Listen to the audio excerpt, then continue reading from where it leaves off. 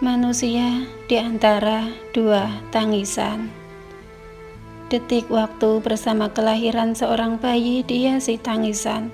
Nyaring berkumandang menghiasi telinga si ibu. Mereka tersenyum hatinya gembira, penawar sakit dan lesu, serta berjuang dengan maut. Lalu, mulailah sebuah kehidupan yang baru di dunia dengan sebuah resiko pahit dan kejamnya kehidupan ini. Bercucurkan darah dan tetes air mata. Air mata ada kalanya penyubur hati, penawar duka. Ada kalanya buih kekecewaan yang menghimpit perasaan dan kehidupan ini. Air mata seorang manusia hanyalah umpama air kotor di perlimpahan. Namun, setetes air mata karena takut kepada Allah persis permata. Indahnya gemerlapan terpancar dari segala arah dan penjuru. Penghuni surga ialah mereka yang banyak mencucurkan air mata demi Allah dan Rasul-Nya, bukan semata karena harta dan kedudukan.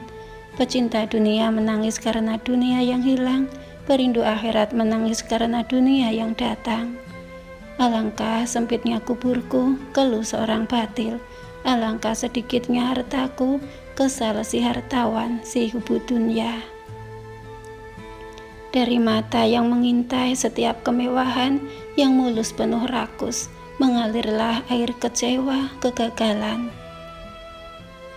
Dari mata yang redup merenung hari akhirat yang dirasakan dekat, mengalirkan air mata insaf, mengharap kemenangan, serta rindu akan Rasul-Nya. Penghuni surga itulah orang-orang yang menang. Tangis adalah basahan hidup, justru hidup dimulakan dengan tangis, dicela oleh tangis, dan diakhiri dengan tangis. Manusia senantiasa dalam dua tangisan.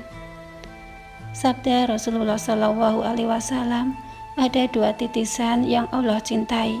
Pertama, titisan darah para syuhada dan titisan air mata yang jatuh karena takut kepada Allah. Nabi Muhammad bersabda lagi, tangisan seorang pendosa lebih Allah cintai daripada tasbih para wali. Oleh karena itu, berhati-hatilah dalam tangisan, karena ada tangisan yang akan mengakibatkan diri menangis lebih lama dan ada tangisan yang membawa bahagia untuk selama-lamanya. Seorang pendosa yang menangis karena dosa adalah lebih baik daripada abid yang berangan-angan tentang surga manakala ia akan bertahta. Nabi bersabda, kejahatan yang diiringi oleh rasa sedih lebih Allah sukai dari satu kebaikan yang menimbulkan rasa takabur. Ketawa yang berlebihan, tanda lalai dan kejahilan. Ketawa seorang ulama dunia, hilang ilmu, hilang wibawanya. Ketawa seorang jahil semakin keras hati dan perasaannya. Nabi Muhammad bersabda, jika kamu tahu apa yang aku tahu, niscaya kamu banyak menangis dan sedikit ketawa. Seorang hukama pernah bersyair, aku heran dan terperanjat melihat orang ketawa karena perkara-perkara yang akan menyusahkan lebih banyak daripada perkara yang menyenangkan. Salafus soleh menangis walaupun banyak beramal, takut-takut tidak diterima ibadatnya. Kita ketawa walaupun sadar diri kosong daripada amalan. Lupakah kita? Nabi pernah bersabda, siapa yang berbuat dosa dalam ketawa akan dicampakkan ke neraka dalam keadaan menangis. Kita gembira jika apa yang kita idamkan tercapai. Kita menangis kalau yang kita cita-citakan terapai. Nikmat disambut riah, kedukaan menjemput duka. Namun, Allah Subhanahu wa Ta'ala telah berfirman, boleh jadi kamu membenci sesuatu padahal ia amat baik bagimu, dan boleh jadi pula kamu menyukai sesuatu padahal ia amat buruk bagimu. Allah mengetahui sedangkan kamu tidak mengetahui. Bukankah Nabi pernah bersabda, neraka dibakari nikmat, surga dibakari bala. Menangislah wahai diri, agar senyumanmu banyak di kemudian hari, karena engkau belum tahu nasibmu dihisab kanan atau hisab kiri. Di sana lembaran sejarahmu dibuka satu persatu. menyemarakkan rasa malu berabad-abad lamanya, bergantung kepada syafaat Rasulullah yang dikasihi Tuhan. Kenangilah sungai-sungai yang mengalir itu, banjiran air mata Nabi Adam yang menangis bertaubat. Maka suburlah dan sejahteralah bumi karena terangkatnya taubat. Menangislah seperti Sayyidina Umar yang selalu memukul dirinya dengan berkata, "Kalau semua masuk ke dalam surga kecuali seorang, aku takut akulah orang itu." Menangislah sebagaimana Ummu Sulaim apabila ditanya, "Kenapa engkau menangis?" "Aku tidak mempunyai anak lagi untuk saya kirimkan ke medan perang," jawabnya. Menangislah sebagaimana Ghazwan yang tidak sengaja terpandang wanita rupawan, diharamkan matanya dari memandang ke langit seumur hidup, lalu berkata, "Sesungguhnya engkau mencari kesusahan dengan pandangan itu." Ibnu Mas'ud radhiyallahu an berkata, "Seorang yang mengerti Al-Quran dikenali waktu malam ketika yang lain tidur, dan waktu siangnya ketika orang lain tidak berpuasa, sedihnya ketika orang lain sedang gembira, dan tangisnya di waktu orang lain ketawa, diamnya di waktu orang lain berbicara, kusuknya di waktu orang lain berbangga. Seharusnya orang yang mengerti Al-Quran itu tenang, lunak, dan tidak boleh menjadi seorang yang keras, kejam, lalai, bersuara keras dan marah." Tanyailah orang-orang soleh, mengapa dia tidak berhibur? Bagaimana hendak bergembira, sedangkan mati itu di belakang kami, kubur di hadapan kami, kiamat itu janjian kami, neraka itu memburu kami, dan perhentian kami ialah Allah.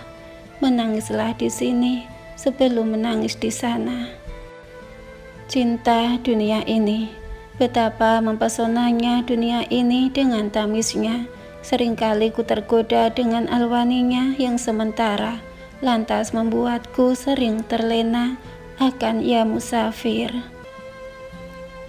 Cinta dunia ini, betapa nikmatnya hidup penuh kesenangan. Seringkali ku mengejar mencari ala duniawi tak berkesudahan, lantas melalaikan ubaidiyah syukurku kepada pemberi nikmatku. Cinta dunia ini, betapa ku asik dibuat cinta duniawi. Seringkali ku terlupa akan kasih insani yang penuh janji, lantas aku lupa akan kasih mauhibah ahramanku. Cinta dunia ini, betapa manisnya hidup di dunia ini penuh sadiah. Seringkali ku terperdaya mengikut syaitan yang beraja di hati, lantas aku terlupa akan azab akhirat ciptaan ya mutakim. Ya bagi, hanya kepadamu jua cinta abadi. Kini aku mengerti tiada sudahnya dunia yang ku cari. Syaitan senantiasa menggodaku, sedangkan imanlah penyelamat hakiki. Ya Raqib, jangan biarkan aku tanpa pimpinanmu. Lindungilah aku daripada syaitan dan nafsu, musuh utamaku yang tersembunyi dalam hidup penuh berliku. Ya Ghafur, ampunilah kekilafanku dan dosa-dosaku. Ku tahu dosaku tidak melayakkan aku ke jannahmu, namun aku tidak berdaya menahan siksa jahimu. Ya Hadi, kurniakan aku hidayah, agar dikuatkan imanku yang senantiasa lemah. Moga aku dapat merasai nikmat kemanisan iman. Ya Allah, hasbi Allah, cukuplah hanya Engkau cintaku. Ku takut untuk mencintai dunia ini, karena ku tahu cinta dunia ini membuatku jauh dari rahmat-Mu. Ya Tuhan kami, janganlah Engkau jadikan hati kami condong kepada kesesatan sesudah Engkau beri petunjuk kepada kami, dan karuniakanlah kepada kami rahmat dari sisi Engkau, karena sesungguhnya Engkaulah Maha Pemberi. Amin ya Rabbal Alamin.